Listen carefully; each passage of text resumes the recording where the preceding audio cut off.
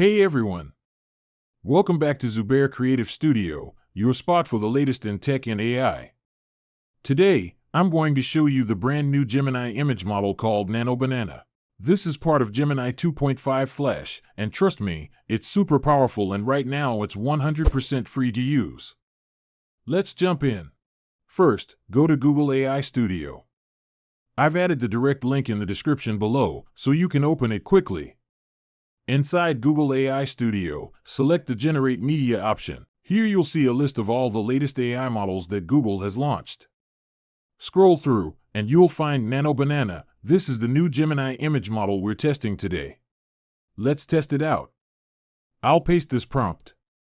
Generate an image of a banana wearing a costume. And look at that. The result is super fast and honestly, even better than GPT-4o. And remember, this is completely free right now. Now, let's try something practical. I uploaded a black and white image, and I'll use this prompt.